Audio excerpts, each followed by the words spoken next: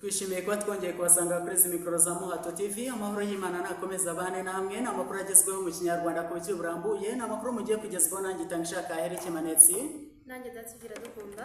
Nanjye nitwa Uwamahoro Gentille. Yego, dore ingingo z'ingenzi amakuru yacu agiye kwibandaho. Turaza kubabwira ko Minisitiri w'ibikorwa remezo Dr. Gasore Jimmy yatangaje ko amazi y'urugomero rwa Nyabarongo ya kabiri hazabyara ikiyaga. Hejuru yayo hazashyirwaho imirasire y'izuba ireremba izatanga andi mashanyarazi. Ariko tubafite n'amakuru avugwa hanze y'imbibi z'u Rwanda. Turaza kubabwira ko Jair Bolsonaro wahoze ari perezida wa Brazil yatawe muri yombi aho yari mu nzu ye mu murwa mukuru wa Brazilia.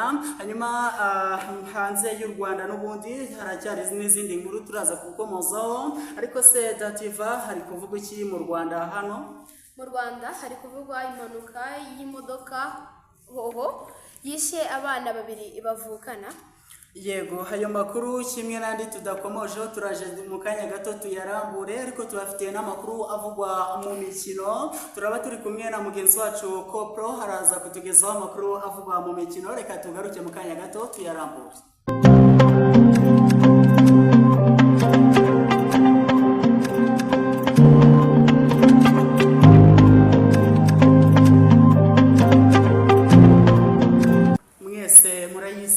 Ariko muragiramo uruhare mutanga ibitekerezo muciye muri komenti. Hanyuma twatubikomojeho mu ncamake tubabwiye ko Minisitiri w'ibikorwa remezo Dr. Gasore Jimmy yatangaje ko amazi y'urugomero rwa Nyabarongo ya kabiri azabyara ikiyaga. Hejuru y'ayo mazi hazashyirwaho n'imirasire y'izuba ireremba izatanga andi mashanyarazi. Byatangajwe kuri uyu wa 21 Ugushyingo 2025 ubwo Minisitiri Dr. Nsengiyumva Justin n'abandi bayobozi basuraga ahari kubakwa uru rugomero rw'amashanyarazi rwa Nyabarongo ya kabiri. Ruri kubakwa hagati y'akarere ka Kamonyi mu murenge wa Ngamba na Gakenke mu murenge wa Buhondo, aho ruzatangira gutanga amashanyarazi mu mpera za 2027 rutwaye miliyoni zirenga 214 y'amadolari. Ruri kubakwa na sosiyete y'Abashinwa yitwa Sino Hydro Corporation Company kuva muri 2020. Minisitiri w'Intebe nabo bari kumwe batambagijwe ibice byose by'uwo mushinga, basobanurirwa aho ibikorwa bigeze nuko biri gukorwa. Kubaka urwo rugomero rwa Nyabarongo ya kabiri ni igice kibanza cy'umushinga mugari wiswe Nyabarongo ya kabiri Multi-Purpose Development Project, ukubiyemo ibindi bice bitatu by'ibikorwa by'iterambere. Hanyuma reka twakire mugenzi wacu Dativa n'amakuru yandi avugwa ahangaha mu Rwanda. Dativa, hagezweho iki? Murakoze Manetsi. Impanuka yo mu bwoko bwayo yagonze inzu yarimo abana 4 na nyina. Abo bana babiri bakaba bahaburiye ubuzima, abandi bakaba bakomeretse. N'impanuka yabereye mu mudugudu wa Gasagara mu kagari ka Gasagara mu murenge wa Gikonko mu karere ka Gisagara.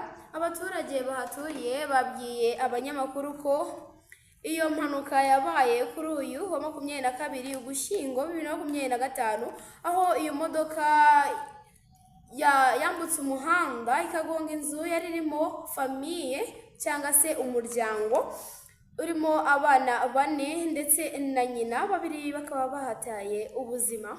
Urakoze cyane Dativa. Hanyuma reka twakire Gentille nawe tugezeho amakuru agezweho. Gentille, niki kigezweho ahangaha mu Rwanda? Yego Manetsi, urakoze cyane. Perezida Paul Kagame yakiriye ubutumwa bwa mugenzi we Guinea Conakry kuri uyu wa gatanu tariki 21 Ugushyingo 2025 nibwo Perezida Paul Kagame yakiriye mu biro bye Minisitiri w'Injyanye n'Amahanga wa Guinea Conakry witwa Morisandra Ikuyatre, wari umuzaniye ubutumwa bwa Perezida Mamadi Doumbouya. Bagiranye ibiganiro byibanze ku gukomeza gushimangira no guteza imbere ubufatanye bufatiye hagati y'ibihugu byombi mu rwego rwo kurushaho kubaka umubano mwiza umubano mwiza n'imibanire hagati y'ibihugu byombi aribwo u Rwanda na Guinea Conakry.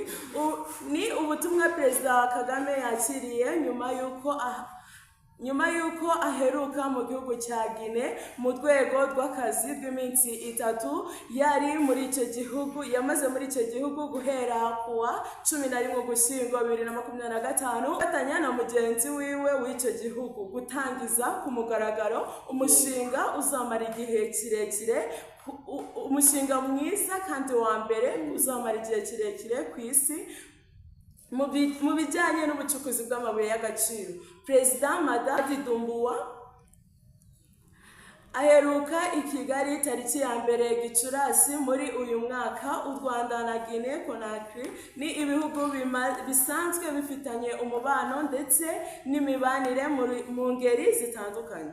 Urakoze cyane Gentil. Hanyuma reka tunyarukire hanze imbibi z'u Rwanda n'ubundi tubabwire ko Jair Bolsonaro wabaye perezida wa Brazil yatawe muri yombi aho yari mu nzu ye mu murwa mukuru wa Brasilia. Mu itangazo rigufi polisi y'igihugu yashyize hanze yemeje ko abapolisi bashyize mu bikorwa icyemezo cy'urukiko rw'ikirenga cyo gufunga uyu mugabo.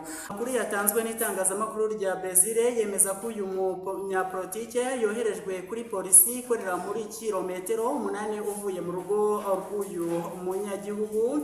Bolsonaro yabaye perezida wa Brazil kuva muri 2019 kugeza muri 2022. Yatsindwa amatora ahita ashaka guhirika ubutegetsi ariko ntibyamuhira. Ntihamenyekanye icyatumye urukiko rutegeka ko afungwa, ariko amakuru aturuka mu gihugu yavuze ko byakozwe mu nyungu zituze rya rubanda.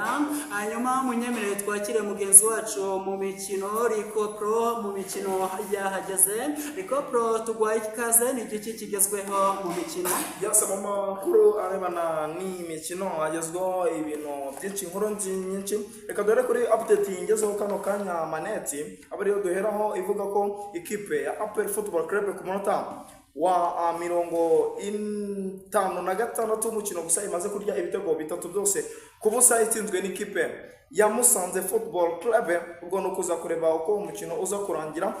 Twihute cyane muri championnat y'umunsi wa 8 mu Rwanda Premier League nawo urimo niwe munsi uri gukinwa. Ubwo niho twari duhereye.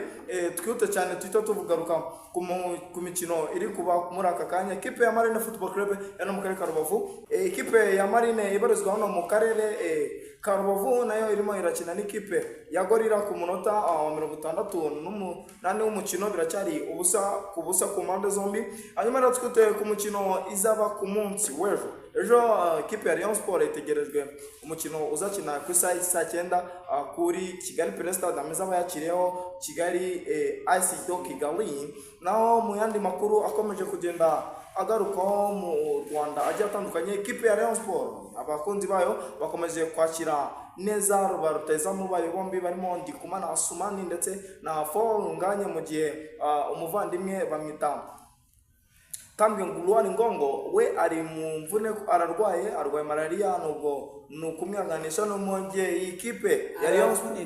Ubwo afite ikibazo cy'imvune, yaravunitse ntabwo ari mu mvune. Yego nuko bibabaho ku Salomono, yego nuko bimeze. Hanyuma ikipe kandi inyuma yo kwirukana umutoza Fahamian Lutfi yamuherekeje yamujyanye n'umuvandimwe bamwita Mohamed Shari. Uyu ni umukinnyi ukina mu kibuga hagati wari wazanywe n'umutoza Fahamia Lutfi. Ubu nawe yamaze kuba asubira iwabo muri Tunisia. Naho mu yandi makuru kuvuga muri ikipe ya Rayon Sport, RGB yo yamaze kuvuga ko igiye gukurikirana ibibazo byose biri kuvugwa muri Rayon Sport. Makuru yo hanze y'u Rwanda twihuse cyane avugwayo rwose maneti amakuru ari kuvugwa hanze y'u Rwanda. Turagaruka kuri Arsenal nyuma yo kuvunikisha umukinnyi wabo w'umuhanga bamwita Magalhaes. Ubu ngubu Mikel Arteta avuga ko rwose bizamugora ariko agomba gukomeza guhangana na Man City. Maneti, urakoze cyane. Reka dusoreza amakuru yacu, ariko noneho twakiriye mugenzi wacu Sweet Boy nawe tugezeho amakuru ari kuvugwa muri aka kanya. Sweet Boy naye amakuru agezweho. urakoze cyane. Amakuru agezweho aka kanya reka tuyahere hano muri Afurika y'Epfo aho hari kubera inama y'ibihugu 20 izwi nka G20. Iyi nama ikaba iri kwiga ku bintu bigiye bitandukanye by'umwihariko ukuntu bateza Afurika imbere. Reka amakuru yacu tuyatangire ni kuri uyu wa gatandatu. Abakuru b'ibihugu kize ku isi kurusha ibindi bari bateraniye hariya Johannesburg ni muri Afurika y'Epfo. Inama yiga ku iterambere ry'isi bareba ukuntu bateza isi imbere. Aba bakuru b'ibihugu bikomeye ku isi ari nabo bagize ubukungu bw'isi mu bihugu byibumbiye hamwe n'abatumirwa bamaze guhurira muri Afurika y'Epfo, kimwe n'abatumirwa bose batumiwe bakaba bahageze. Ariko perezida wunze ubumwe wa Amerika akaba yavuze ko atari buze kwitabira iyi nama. Ibyo byaje gutuma perezida w'igihugu cya Afurika y'Epfo Ramaphosa yamaze kwita avuga ku mbuga ze nkoranyambaga yuko perezida wa Leta Zunze Ubumwe za Amerika zitangaje nyuma yaho zitangaje ko iyi nama z'abakuru b'ibihugu bikize ku isi bizwi nka G20 atari buze kuba yayitabira. Perezida wa Afurika y'Epfo akaba yamaze kwerekana ko yamaze kuvuga kwakira mugenzi we wa Amerika. Uyu perezida akaba yamaze kwerekana ko baganiriye kuri ibi bibazo, aho perezida wa Amerika cyangwa se umuvugizi w'ibiro bishinzwe ubuvugizi bw'ibiro ntaramakuru bya Amerika yavuze muri aya magambo ati, twakiriye ubutumwa buvuye muri leta ya Afurika y'Epfo butunenga yuko iyi nama tutabasha kuyakira. Ibi bije mbere y'amasaha make kugira ngo inama itangire. Turacyagira icyo tureba uko byakorwa. Byinshi kuri aya makuru tuzakomeza kuyabatahuriza. Nge nari Sweet Boy muri Afurika y'Epfo. Urakoze cyane. Ni nayo makuru twabateguriye. Ndabashimiye cyane mwese twabanye. Mwari kumwe na Gitanshaka Herike Manetsi, nanjye Dativa Ezra Dukunda, ndetse nanjye Uwamahoro Gentil. tubifurije ibihe byiza. Imana ibarinde.